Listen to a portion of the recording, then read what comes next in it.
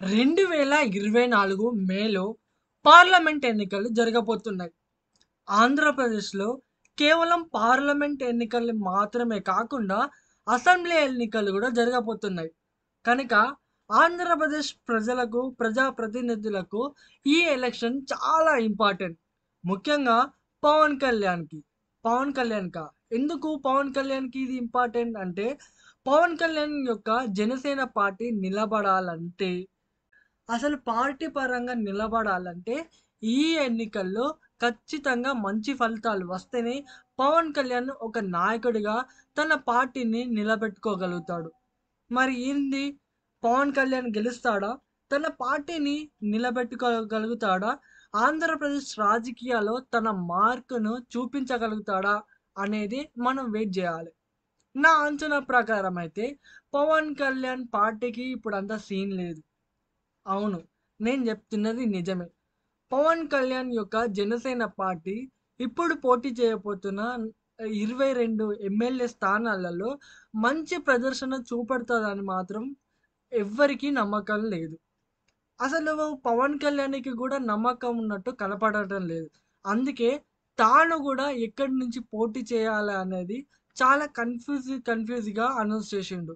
ఆయనకు గూడా ఎక్కడ అయితే నిల్చుంటే ఖచ్చితంగా గెలుస్తాము అనే క్లారిటీ ఇంకా లేదు.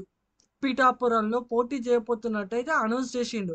కానీ పిఠాపురంలో గెలుచుడు అంత ఈజీనా? పిఠాపురంలో పవన్ కళ్యాణ్ గెలవడం గూడా అంత ఈజీ కాదని అనిపిస్తుంది. అక్కడ వైసీపీ ఎమ్మెల్యే అభ్యర్థి వంగ గీత గూడా ఎన్నో ఏళ్లుగా అక్కడ మంచి పట్టు కలిగినట్టు కనపడుతుంది.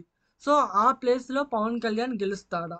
సాధారణంగా ఏ ఒక్క పార్టీ అధినేతకు గాని ఇట్లాంటి టైంలో పోటీ చేస్తున్నప్పుడు ఇలాంటి డౌట్స్ రాదు. ఎగ్జాంపుల్ కేసీఆర్. కేసీఆర్ తెలంగాణ రాష్ట్రంలోని ఆ టైంలో తెలంగాణ మూవ్‌మెంట్ టైంలో గావచ్చు, ఆ తర్వాత తెలంగాణ వచ్చిన తర్వాత గావచ్చు, ఎక్కడ పోటీ చేసినా గానీ భారీ మెజారిటీ వచ్చింది. అప్పట్లో కరీంనగర్ ఎంపీ కావచ్చు, సి మెదక్ ఎంపీ గావచ్చు, సిద్దిపేట ఎమ్మెల్యే గావచ్చు, గజ్వేల్ ఎమ్మెల్యే గావచ్చు. కాకపోతే కామారెడ్డిలో పరిస్థితులు వేరే విధంగా ఉండి, తన ఓటమి పాలైపోయింది కానీ, అక్కడ రేవంత్ రెడ్డి పోటీ చేయకపోయుంటే, కామారెడ్డిలో గూడా కేసీఆర్ గెలిచుండేటోడేమో. సో, అది పక్కన పెట్టండి. కేసీఆర్‌కున్న చరిష్మాకు తెలంగాణ రాష్ట్రంలోని ఒక్కటే ఒక స్థానంలో గిట్ట పోటీ చేసుంటే ఖచ్చితంగా ఫుల్ మెజారిటీతోటి గెలిచే సత్తా కేసీఆర్‌కుంది. ఎందుకంటే కేసీఆర్ అనేటాయన ఫక్తు రాజకీయ నాయకుడు. ఒక రాజకీయ పార్టీకి ఎన్నో ఏళ్లుగా నాయకత్వం వహిస్తున్న అనుభవం కేసీఆర్‌కుంది. కానీ అలాంటి అనుభవం ఇప్పుడు ఆంధ్రప్రదేశ్‌లో పవన్ కళ్యాణ్‌కి లేదు. ఎందుకంటే పవన్ కళ్యాణ్ అనే వ్యక్తి ఒక సినిమా యాక్టర్ మాత్రమే. అతనికి తలలు పండిన రాజకీయ అనుభవం లేదు. రెండోది ఆయన ఎక్కువ ఫోకస్ కేవలం ఫస్ట్ సినిమాల మీదనే పెడుతున్నట్టు కనిపిస్తుంది. తక్కువ సమయం ఆంధ్రప్రదేశ్ ప్రజల కోసం, తన రాజకీయాల కోసం కేటాయిస్తున్నట్టు కనపడుతుంది. ఏంది మరి పవన్ కళ్యాణ్ గూడా ఆల్రెడీ జస్టిఫై జేసుకున్నాడుగా. తనకు వేరే ఇతర బిజినెస్ సోర్సెస్ లెవ్వట. అండ్ సినిమా మాత్రమే ఆధారమట. తన పార్టీ నిలబడాలన్నా, తన ఖర్చులు నిలబడాలన్నా, మళ్ళా పోటీ చేయడం కోసం ఫండ్ గావాలన్నా, ఏదైనా సినిమాల ద్వారానే అతనికి ఆదాయం ఉంటది తప్ప, వేరే ఏ ఛాన్సెస్ లెవ్వని చాలా సార్లు పవన్ కళ్యాణ్ ఓపెన్‌గానే చెప్పాడు. అవును. కాకపోతే ఇది రాజకీయాలు. ఇది పార్ట్ టైమ్ వర్కో, పార్ట్ టైమ్ జాబో కాదు కదా!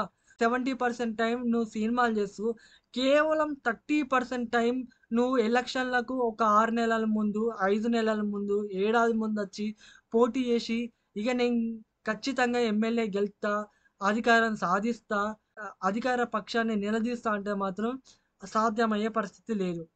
ముఖ్యంగా ఆంధ్రప్రదేశ్‌లో వైఎస్ జగన్‌మోహన్ రెడ్డి లాంటి బలమైన నాయకుడిని ఓడించాలంటే కష్టపడి, శ్రమించి 5 ఏళ్ల పాటు నమ్మకం కల్పించి ముందుకొస్తే తప్ప అక్కడ యాక్సెప్ట్ జేసే పరిస్థితులు కనపడతలేవు. కేవలం 30% టైము ప్రజలకు కేటాయిస్తూ, కేవలం ఎన్నికల ముందు వచ్చి ప్రచారాల్లో పాల్గొని, పొత్తులు పెట్టుకొని గెలుస్తానంటే మాత్రం ఆంధ్రప్రదేశ్ ప్రజలు ఇప్పుడు పవన్ కళ్యాణ్‌ని యాక్సెప్ట్ జేసే పొజిషన్‌లో లేరు.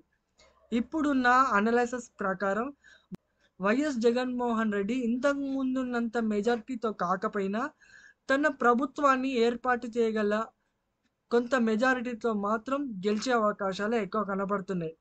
టీడీపీ, బీజేపీ, జనసేన కూటమి అంత పెద్దగా రిజల్ట్స్ ఇచ్చేటట్టయితే కనబడటం లేదు. దానికి అనేక రీజన్స్ ఉన్నాయి. టీడీపీ యొక్క ఎన్నో మోసాలు ప్రజలు ఇంకా మర్చిపోలేకపోతున్నారు.